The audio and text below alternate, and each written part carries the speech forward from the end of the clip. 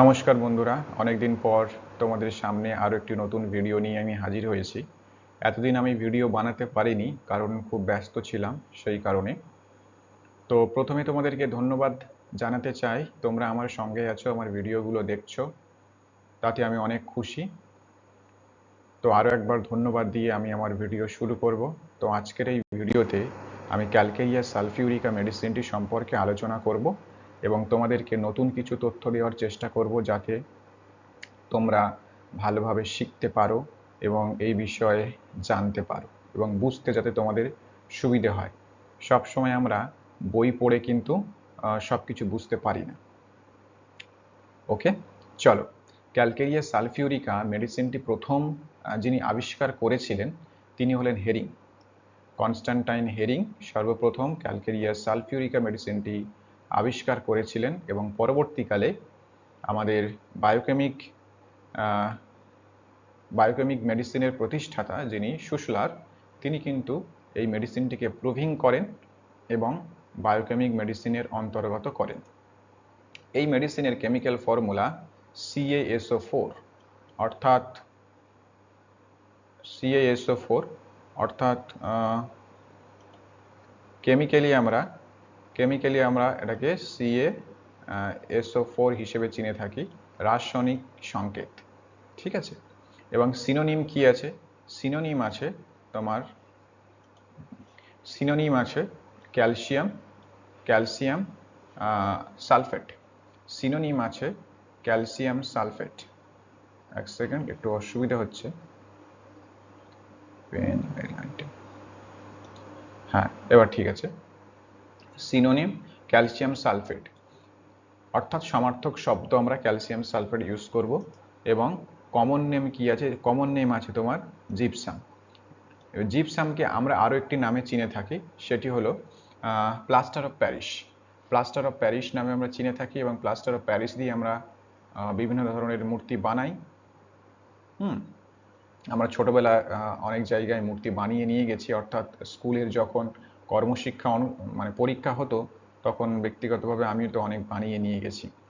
ঠিক আছে, চলো এর পরে আছে যে প্রিপারেশন। আমরা কিভাবে ক্যালকেরিয়া সালফিউরিকা অর্থাৎ বায়োকেমিক মেডিসিন তৈরি করি, তা হলো ট্রাইটুরেশন প্রসেস। এখানে ট্রাইটুরেশন প্রসেস বিষয়টা কি? এই বিষয়টা হলো যে বায়োকেমিক মেডিসিন যে তৈরি করার প্রক্রিয়া, সেটিকে আমরা ট্রাইটুরেশন প্রসেস বলি। অর্থাৎ এই প্রসেসটি হলো মিশ্রণ প্রক্রিয়া। এখানে এক ভাগ মেডিসিনাল সাবস্টেন্স অর্থাৎ ক্যালকেরিয়া সালফিউরিকা এবং 9 ভাগ তোমার অ্যালকোহল নয়, এখানে হলো তোমার ভেহিক্যাল। ভেহিক্যাল মানে কি? ভেহিক্যাল মানে এমন কিছু পদার্থ যে পদার্থগুলো সোজা ভাষায় এবং একদমই ছোট্ট করে বলতে গেলে যে সমস্ত পদার্থগুলো মেডিসিনাল প্রপার্টিগুলোকে সংরক্ষণ করে। ব্যাস এইটুকু, আপাতত এইটুকু জানো, পরে আমি তোমাদেরকে ভালোভাবে এ বিষয়ে শেখাবো। তো এক ভাগ মেডিসিনাল সাবস্টেন্স এবং 9 ভাগ ভেহিক্যাল। এখানে ভেহিক্যাল যেটি আমরা ইউজ করি সেটি হলো সুগার অফ মিল্ক, ভেহিক্যাল, এই দুটোকে মিশ্রণ করে একটি নির্দিষ্ট সময় আছে, সেই সময়ে সেটাকে ঘোরাতে হয়, যেটাকে আমরা বাংলা ভাষায় হামানদিস্তা বলে থাকি। সেরকম একটি বড় পাত্রে, হামানদিস্তার মতো বড় একটি পাত্রে সেটাকে গোল গোল ঘোরাতে হয় একটি নির্দিষ্ট টাইমে। তারপরে আমরা বায়োকেমিক মেডিসিন পেয়ে থাকি। চলো পরের স্লাইডে কি আছে আমরা দেখব। এখানে দেখা যাচ্ছে যে ক্যালকেরিয়া সালফিউরিকা আমরা কোথায় পাই? সিচুয়েশন ইন আওয়ার বডি, আমাদের শরীরের কোন অর্গানের মধ্যে বা কোন সিস্টেমের মধ্যে আমরা ক্যালকেরিয়া সালফিউরিকা মেডিসিনটি পেয়ে থাকি।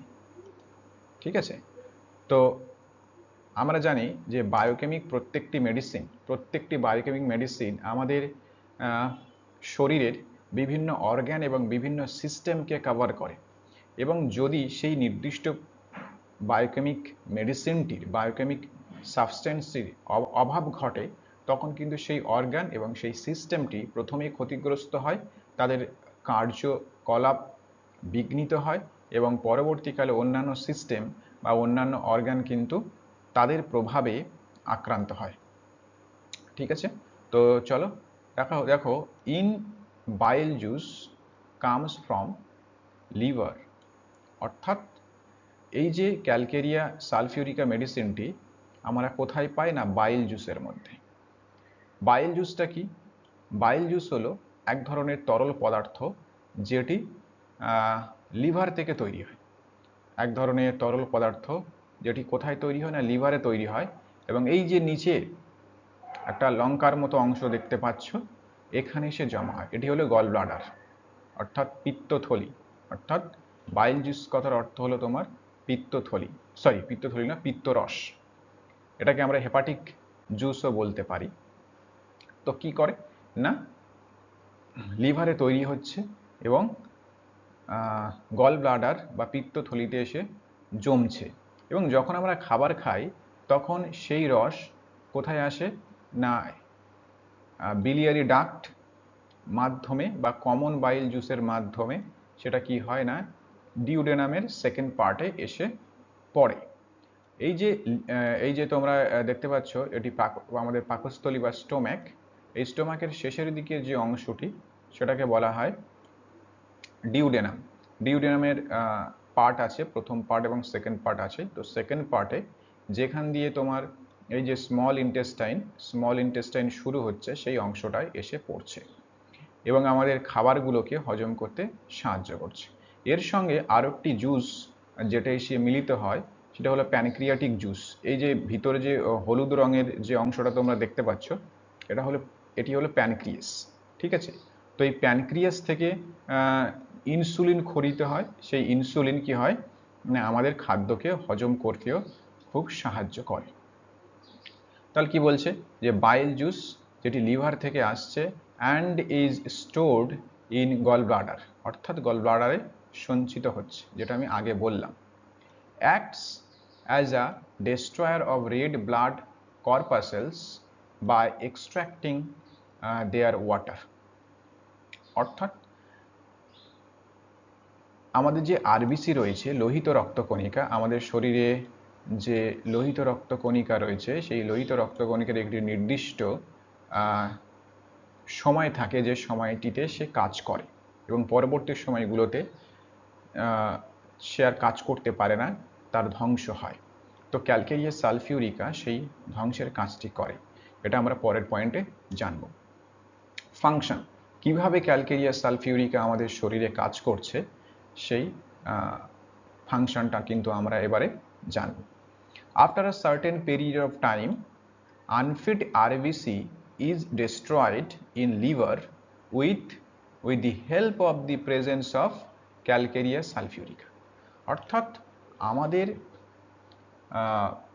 যে আনফিট অর্থাৎ অপ্রয়োজনীয়, যে আর কাজ করতে পারছে না, সেই ধরনের লোহিত রক্তকণিকাগুলো লিভারে আসার পরে ক্যালকেরিয়া সালফিউরিকার উপস্থিতিতে সেগুলো কিন্তু ধ্বংসপ্রাপ্ত হয়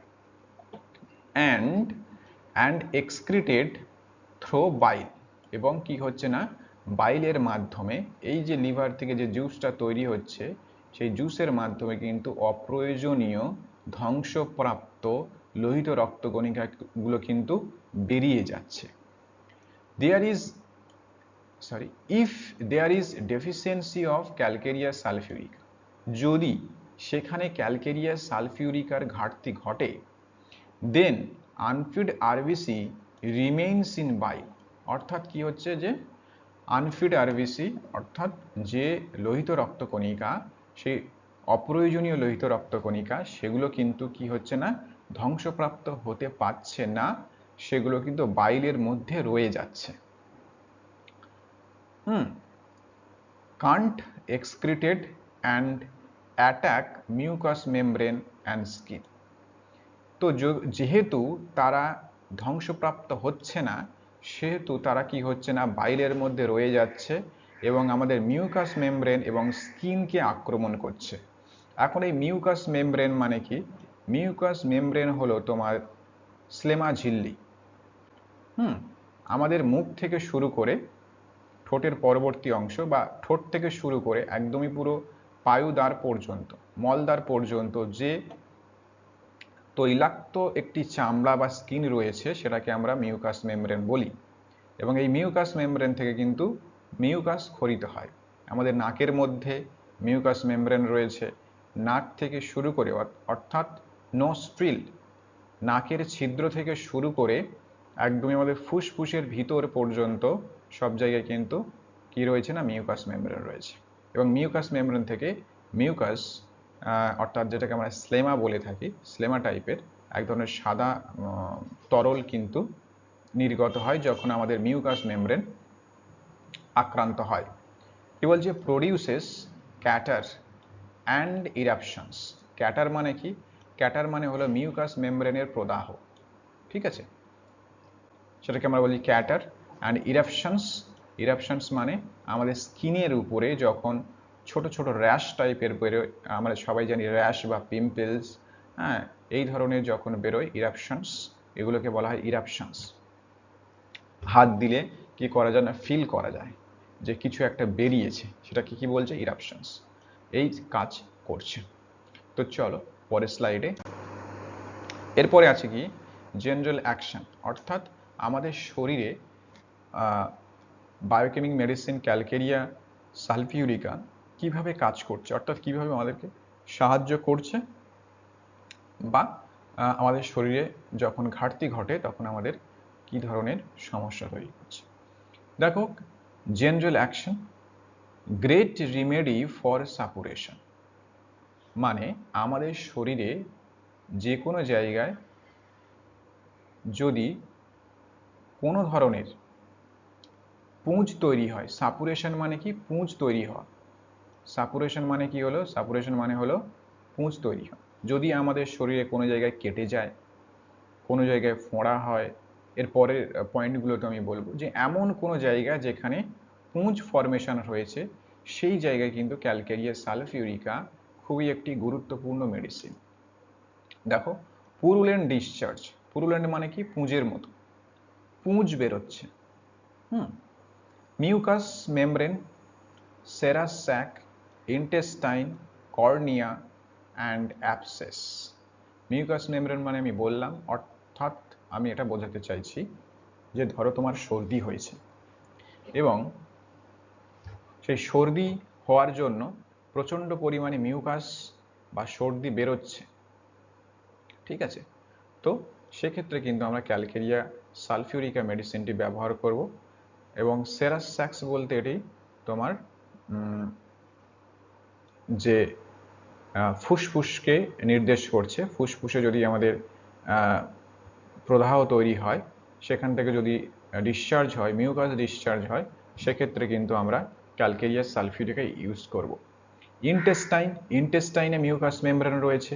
তো যখন আমরা দেখব যে আমাদের পায়খানার সঙ্গে প্রচুর পরিমাণে মিউকাস বেরোচ্ছে, সাদা সাদা কিছু পদার্থ বেরোচ্ছে, সেই সময় কিন্তু আমরা ক্যালকেরিয়া সালফিউরিকা মেডিসিনটিকে নির্দ্বিধায় ব্যবহার করতে পারি। কর্নিয়া, কর্নিয়া চোখের একটি অংশ, আমরা সবাই জানি। এবং যখন আমরা দেখব চোখ থেকে মিউকাস অর্থাৎ সাদা সাদা পদার্থ বেরোচ্ছে, চোখটা সকালবেলা জুড়ে যাচ্ছে, সেক্ষেত্রে কিন্তু আমরা ক্যালকেরিয়া সালফিউরিকা ইউজ করতে পারি। এবং কর্নিয়াতে যদি আলসার হয়ে থাকে, কর্নিয়াতে যদি আলসার হয়ে থাকে, সেক্ষেত্রে কিন্তু আমরা ক্যালকেরিয়া সালফিউরিকা মেডিসিনটি ব্যবহার করতে পারি। এবং লাস্টে রয়েছে অ্যাবসেস। অ্যাবসেস মানে হলো ফোঁড়া। অ্যাবসেস মানে কি, ফোঁড়া। ফোঁড়া যখন পুঁজ হয়ে যায়, পুঁজ কখন হয়, ফোঁড়ার কিন্তু তিনটে স্টেজ আছে। ফোঁড়ার কি আছে না, তিনটে স্টেজ আছে।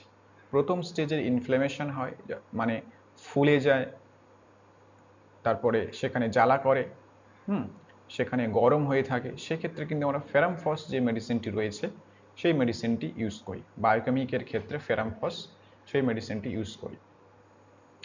এবং ক্যালকেরিয়া সালফিউরিকা, ক্যালকেরিয়া সালফিউরিকা কিন্তু পুরো থার্ড স্টেজ, 3 নম্বর স্টেজ, যেখানে পুঁজ ফরমেশন হয়ে গেছে, পুঁজ অলরেডি ঝরছে, সেই ক্ষেত্রে কিন্তু আমরা ক্যালকেরিয়া সালফিউরিকা মেডিসিনটি ব্যবহার করব।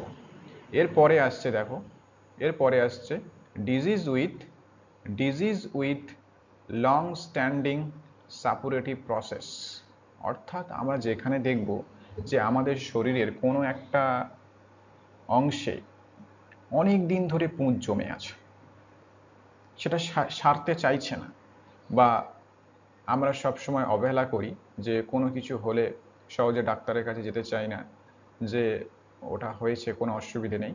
কিন্তু যখন আমরা দেখবো যে অনেক দিন ধরে সারছে না, লং স্ট্যান্ডিং, অনেক দিন ধরে পুঁজ হচ্ছে, পুঁজ হতেই চলেছে, সেক্ষেত্রে আমরা কিন্তু এই ক্যালকেরিয়া সালফিউরিকা মেডিসিনটি ব্যবহার করব। দেখো, বয়েল, কার্বাঙ্কেল অ্যান্ড পস্চুল। বয়েলটা কি এর আগে বলেছি, বয়েল এবং অ্যাবসেস একই জিনিস। কার্বাঙ্কেল মানে হলো যে একই, মানে একটি ফোঁড়া হবে, হ্যাঁ, কার্বাঙ্কেল একটি ফোঁড়া, এবং এর অনেকগুলো মুখ থাকবে, ঠিক আছে, অনেক জায়গায় থেকে কি হবে না, পুঁজ বেরোতে থাকবে এবং অনেকটা বড় হয়ে তৈরি হবে, দ্যাট ইজ কল্ড কার্বাঙ্কেল। পশ্চুল কি? পশ্চুল বলতে আমাদের যে মিউকাস মেমব্রেন রয়েছে, সেই মিউকাস মেমব্রেনগুলো ফেটে যায়, এরকমই ফেটে যায়, এবং এই মাঝখান থেকে কিন্তু পুঁজ ঝরতে থাকে, পুঁজ বা কোনো জল টাইপের লিকুইড বেরোচ্ছে, সেই জিনিসটাকে আমরা বলছি পশ্চুল। এটি আমাদের স্কিনের ক্ষেত্রে হতে পারে। ধরো, স্কিনের উপরে প্রথম কতগুলো ইরাপশনস বেরোলো, ইরাপশনস বেরোনোর পরে সেটা তুমি চুলকাচ্ছ, সেটা চুলকাতে চুলকাতে উপরের স্কিনটা কিন্তু খুব হার্ড হয়ে গেল। উপরের স্কিনটা হার্ড হয়ে যাওয়ার পরে সেখানে সেই কি হলো না, স্কিনটা ফেটে গেল। স্কিনটা ফেটে যাওয়ার পরে সেখান থেকে কি হচ্ছে না, রস বেরোতে শুরু হয়েছে। Pass formation with a deep vent. Deep vent মানে কি? ভেন্ট মানে এখানে বলতে পাইপ টাইপ, অর্থাৎ ডিপ ভেন্ট মানে পুঁজ কিন্তু শরীরে অনেক, মানে ভিতর থেকে আসছে পুঁজটা, ভিতর থেকে মানে কি, ধরো এটা তোমার স্কিন আছে, এবার এই স্কিনের অনেক তলা থেকে, অনেক নিচ থেকে কি হচ্ছে না, পুঁজ ফরমেশন হচ্ছে। পুঁজের যে ফরমেশন, পুঁজ যে তৈরি হচ্ছে, সেটি কিন্তু সুপারফিশিয়াল বা উপরের স্কিনের উপরের স্তরে নয়, কিন্তু অনেক ডিপে তৈরি হচ্ছে। হ্যাঁ, অনেক ডিপে, মানে ক্ষতটা অনেক ডিপ হয়েছে, ফোঁড়াটা অনেক ডিপ থেকে তৈরি হয়েছে, একদম পুরো মাসেলে চলে গেছে। সেক্ষেত্রে কিন্তু আমরা ক্যালকেরিয়া সালফিউরিকা মেডিসিনটি কিন্তু আমরা ইউজ করতে পারি। এবার আসছে সোর্স, যে আমি এই যে ভিডিওটি বানালাম, সেই ভিডিওটি কোথা থেকে বানালাম, ঠিক আছে, কোথা থেকে নিয়ে আমি এই ইনফরমেশনগুলো তোমাদেরকে দিলাম। দেখো, প্রথমে আছে 12 tissue remedies of Schussler, Boericke and Dewey. Boericke এবং ডিউইর যে বায়োকেমিক মেডিসিনটি আছে, সেই মেডিসিনটি, মানে যে মেডিসিনের বইটি আছে, বায়োকেমিক মেডিসিনের বই আছে, সেই বইটি থেকে আমি সাহায্য নিয়েছি, এবং এসকে দুবে বইটি থেকে আমি সাহায্য নিয়েছি। তোমরা চাইলে এই দুটি বই ভালো করে পড়তে পারো, এবং আমি যেগুলো বললাম সেগুলো মিলিয়ে নিতে পারো, এবং আরও যদি বেশি কিছু জানতে চাও, বেশি কিছু শিখতে চাও, ভালো করে কনসেপ্ট ক্লিয়ার করতে চাও, তাহলে কিন্তু এই দুটো বই তোমাকে ভালো করে পড়তে হবে। এবং বায়োকেমিক মেডিসিনের মধ্যে সবথেকে গুরুত্বপূর্ণ বই হলো তোমার এই 12 tissue remedies of Schussler, Boericke and Dewey, ঠিক আছে। তো চলো, আজকের এই পর্যন্ত। অনেক অনেক ধন্যবাদ আমার ভিডিওটি দেখার জন্য। দেখা হবে পরের ভিডিওতে।